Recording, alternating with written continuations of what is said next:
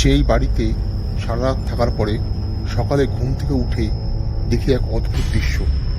রাতে শোবার সময় তো ঘরটা এত পরিষ্কার ছিল না, সকালে ঘুম থেকে উঠে দেখছি ঘরটা চারিদিক পরিষ্কার পরিচ্ছন্ন রয়েছে।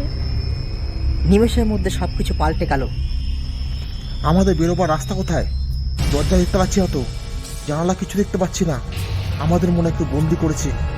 আমরা মনে হয় কোনো অদৃশ্য শক্তির খপ্পরে পড়েছি। ডান দিকে দেখ তো, মনে হচ্ছে কিছু একটা লাগানো আছে। চলো তো একবার সরিয়ে দেখি কি ওখানে আছে। এ কি? ডান দিকে কাঠের টুকরোটি সরাতেই দেখতে পেলাম এক অদ্ভুত সিঁড়ি নেমে গেছে।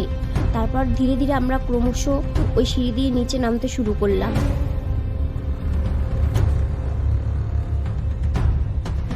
সিঁড়ি দিয়ে নেমে দেখতে পেলাম সেই বয়স্ক লোকটা, যে বয়স্ক লোকটা দোকানের সামনে দাঁড়িয়েছিল। আপনারা মাঠের ওদিকে কেন গেছিলেন? ভবিষ্যতে যদি আবার এদিকে আসেন তাহলে আর পিছে আপনারা ফিরতে পারবেন না।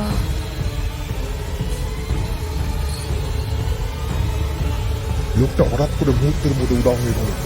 ততক্ষণে আমাদের বুঝতে অসুবিধা হয়নি যে এই গ্রামে আসলে কেউই থাকে না।